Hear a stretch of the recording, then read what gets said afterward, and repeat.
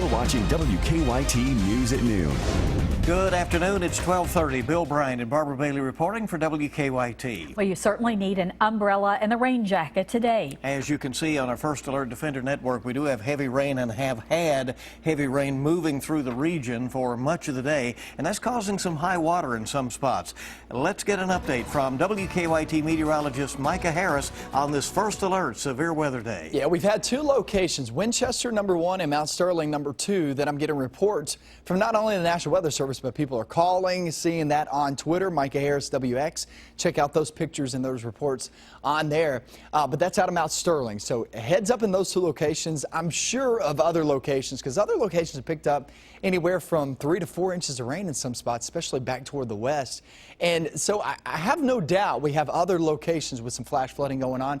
We just haven't personally had any reports. That storm system, that storm cell that you see there in Carter County making its way back towards, say, Greenup County and Boyd County next in line, that one is the one that came right through that 64 corridor. If you are traveling I-64, Highway 60, Maysville Road, go down 460 and Mountain Parkway, it is a wet go at it this afternoon. And look, we have that flash flood warning in effect until 2:45. That's once again for Bath, Fleming, Menifee, Montgomery and Powell and Rowan counties in the two spots that we continue to get reports out of. Jimmy Caldwell, he is there at this moment, is going to give us a report here in just a minute. But Mount Sterling and Winchester, those are two areas. I had somebody call from Winchester saying they picked up 3.25 inches in just 6 hours. There's a lot of rain out there, a lot of water, and we still have some rain on the way, another wave. We're going to talk about when you can expect this one and what we expect out of it coming up in a few minutes. Thank you, Micah. And as we're mentioning, those heavy rains have started causing some waters to rise around parts of the area. Mount Sterling, one of those spots, now dealing with flash flooding. WKYT meteorologist Jim Caldwell is live there with a look at the situation. Jim, what do you have there now? Yeah, guys, in this particular area, we picked up anywhere between 2.5 and 3 inches since midnight. So you're talking right at 12 hours worth of rainfall. Right now, it's lightened up considerably. We're along East Main here, and you can see that the road is covered. You've also got a business right there that's right there literally in their front door as well. So some high water here. We have got reports early on that it was about 6 inches deep, probably deeper in some sections, but nonetheless, not an area you want to try to take a drive through. You always turn around, don't drown. Keep that in mind, because if you look over here just to where the creek is itself, Hingston Creek, you can see it's flowing rather rapidly still, and there's actually, it looks like a little bit of a bridge there. So if in fact the water's flowing like that, that's the last place you want to be, because that water can take you and carry you away. And you can still see it's very high behind me as well, moving at a very swift rate. This is one of a few areas that we've heard about here in the county and here in Montgomery County and around Mount Sterling that have been dealing with the high water. More around Highway 11, where it comes in around 2 feet deep. So this is just one of the segments, and again, that's along Hingston Creek as well, so running very high at this moment in time. But again, this is the main area along East Main, at least at this point, where the road is closed until this water goes down. So certainly a dangerous situation if you do try to ever go through water like this, because look, it's flowing right there. That could take your car away with it, so keep that in mind. Live here in Mount Sterling, I'm WKYT meteorologist Jim Caldwell. Thank you, Jim. And remember, we can help you stay up to date on the weather on the go. Just download the WKYT Weather and Traffic app to your smartphone. Well, new at 12:30, police will soon have another tool to use as they patrol the streets of Lexington. Officers will begin wearing body cameras in just a matter of weeks. WKYT's Caitlin Sentner is live in Lexington with more on the department's new policy. The Lexington Police Department started its pilot program for the body cameras back in 2014, but the department says it's finally ready to arm its officers with those cameras by next month. Body cameras are seen as a way to increase transparency as well as protect officers. There's been a huge national push for the cameras, and now Lexington Police will be right on pace with other departments across the nation, including University of Kentucky Police Department. The department told us it didn't want to rush the technology. Police wanted to develop the program before it hit the streets. During the initial rollout, 75 officers will each be issued 2 cameras. Policy-wise, officers will be required to activate cameras for all law enforcement contact with citizens during official duties. That includes vehicle stops, motorist assists, investigations, and more. The department's Public Integrity Unit will do a random monthly audit of the camera videos. Now, the department received those cameras just this week, and they'll be wearing them by mid-August. Live in Lexington, Caitlin Setner, WKYT. Caitlin, thank you. Now, earlier this year, the Urban County Council approved a $2.6 million 5-year contract with Taser International, and it covers the camera costs and video storage. 2 deputies were injured while making an arrest this morning. That happened in Jackson County. The Jackson County Sheriff says they were responding to a home on D&M Road for the report of a shooting. There was no shooting, but the sheriff says a man was fighting with people inside, and deputies became involved in the fight when they arrived. Both of the deputies went to the hospital. They are expected to be okay. The sheriff says charges against the man are pending. 2 people have been arrested in separate Lexington robbery sprees. Kelly Cox is accused of robbing a Marathon gas station on North Broadway, a Fifth Third Bank, and a Fork Bank in the past 8 days. He was out on parole at the time. Police also arrested Sean Taylor. He's charged with robberies at 3 banks since April. Both men will appear before a judge on the charges in about half an hour. Well, a man put the squeeze on someone who was caught stealing a breast pump from a Kentucky home early this morning. The victim told Louisville police that he woke up this morning to find Evan Habib going through his wife's purse. A Louisville TV station says Habib grabbed a bag with a breast pump inside of it before being chased out of the home. He was then tackled and held down for police. Habib is charged with burglary.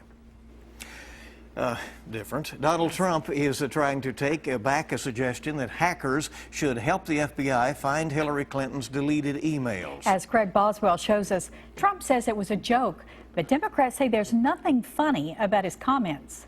Russia, if you're listening, I hope you're able to find the 30,000 emails that are missing. Donald Trump now says he wasn't serious when he called on Russian hackers to find emails Hillary Clinton deleted from her private server while Secretary of State. And I'm being sarcastic with something. First of all, they don't even know. Of course I'm being sarcastic. But it didn't sound like sarcasm Wednesday when he was given a chance to rethink what he said.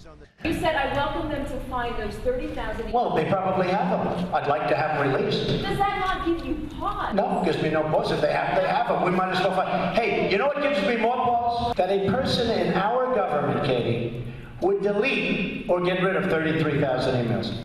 Democrats say it's no joking matter. This issue has moved beyond politics and rhetoric and that sort of thing. This is now a matter of national security. In his speech Wednesday night, President Obama took on the Republican nominee directly, saying America's greatness does not depend on Donald Trump.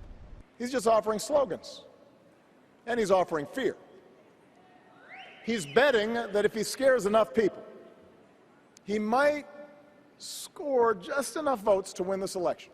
But Trump says President Obama is out of touch with the pain in America. He tweeted, "Our country does not feel great already to the millions of wonderful people living in poverty, violence, and despair."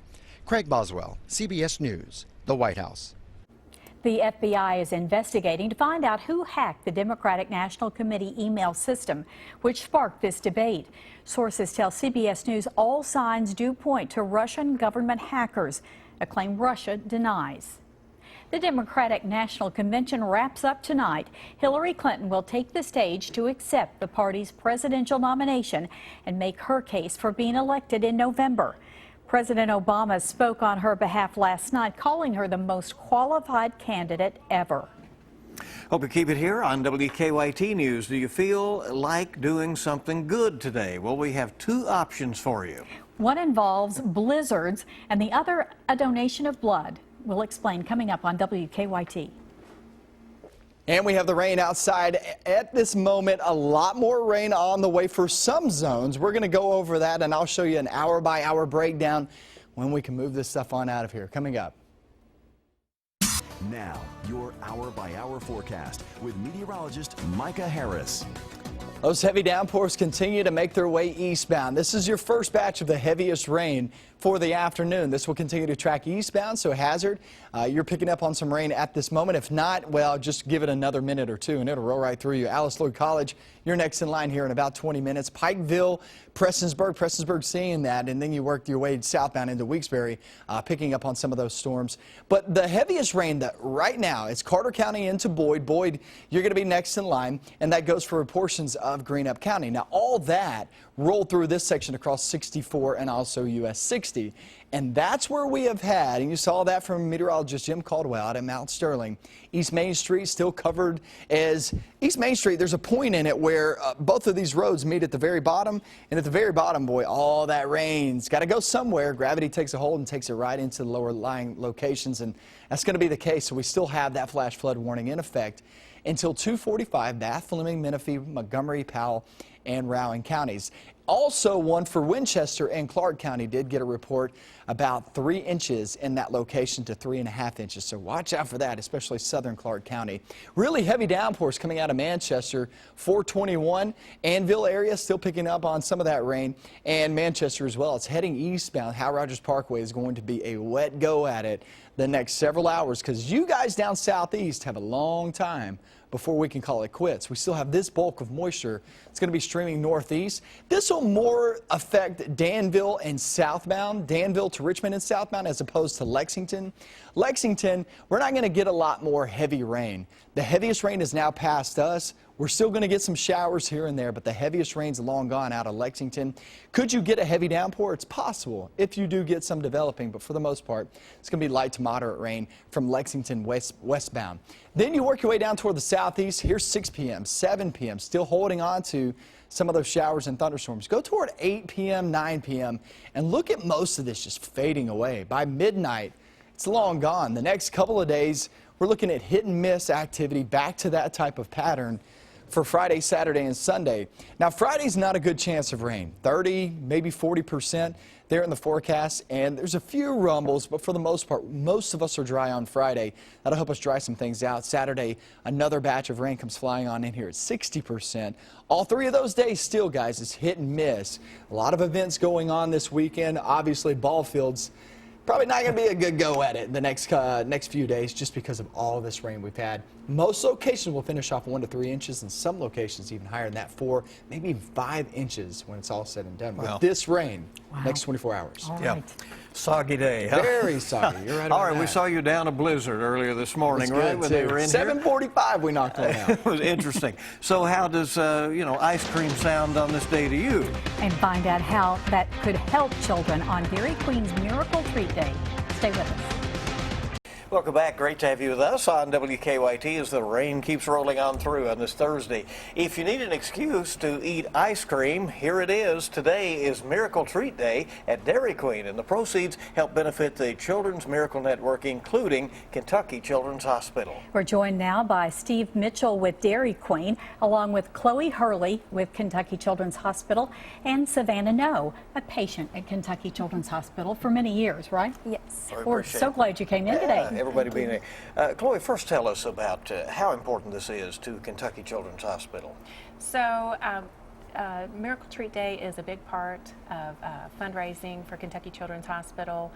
Altogether, all of our corporate partners raise over $1 million a year for the Children's Hospital. And last year, with the Miracle Treat Day event, Dairy Queen raised over $61,000. So, a lot of support that's provided, and we're very, very grateful for that support. Well, and there is so much good work that goes on all the time throughout the year at Kentucky Children's Hospital.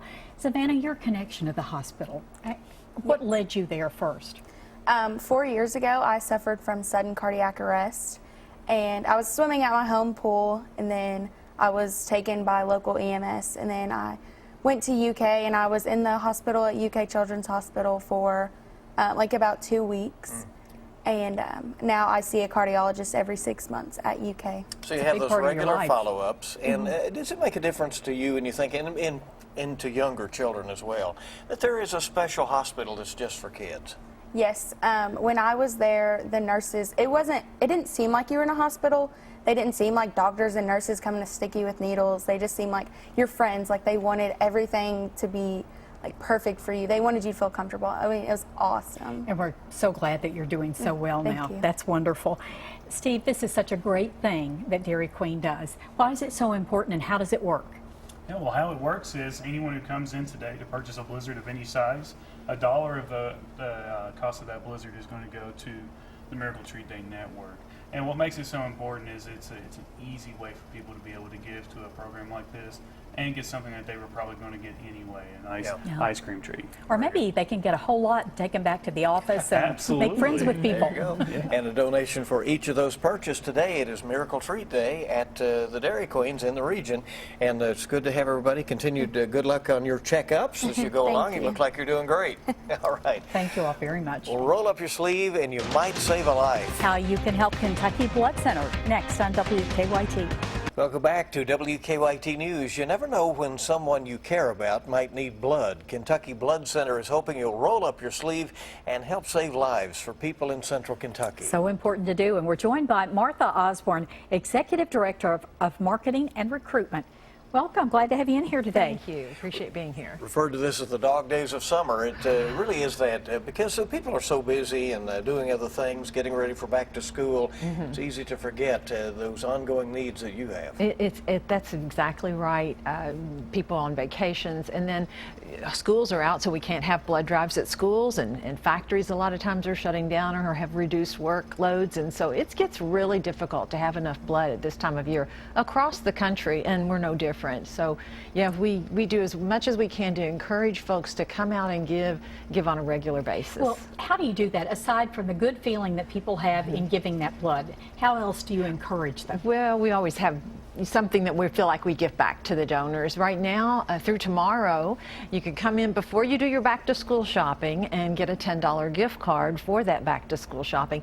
Also, all summer long until August 31st, everyone who comes in and gets registered is eligible to win a 2016 Toyota Tacoma 4x4. It's the biggest prize we've ever had. Yeah, that's no small prize. You're right. Martha, for those who have not done it before, what is the process? How long will it take? Well, you know, I like to tell people to spend about plan about an hour. It really doesn't take that long with the needle in your arm, but we do go through a good little health check for everybody. Make sure you're going to be good for the donation and it'll be good for the patient.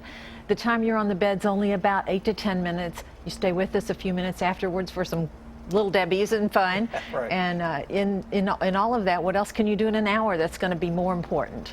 And we always like to do our part to encourage as well. We have the WKYT blood drive taking place on August 31st. Yes, you all are going to help us get ready for the Labor Day holiday and finish up our summer. The last day for the truck eligibility is going to be great. All right, look forward to that. And thank you so much for coming by. Thank you. Hope folks remember the Kentucky Blood Center right now as the needs are there. All right, thing to do. Heavy rain continues. We can hear it out there. We know it's coming down very heavily. What else can we expect the rest of the afternoon, Micah? Southwest, central zones, northern zones, and western zones have picked up anywhere from 1 to 3 inches of rain. 64 corridor, 1 to 4 inches of rain. And down toward the southeast, you're starting to get that heavy rain, at least the first batch of it. And you still got another batch that's going to be rolling northeast, affecting places really more of the Danville to Richmond and southbound. So just keep in mind we got another wave to go, but I do want to get you updated. Still looking at that flash flood warning until 2:45 for Bath, Fleming, Menifee, Montgomery, Powell, and Rowan counties. Mount Sterling has multiple locations where there is some water on the roads. You just got to keep in mind you cannot drive through there, especially the moving water. That's the stuff you really got to get away from. So just watch flash flooding the rest of the afternoon. Okay, and we'll be careful. Be here with the latest on air and online. And thank you for joining us for WKYT News at noon. Your news is always on at WKYT.com. Have a good day.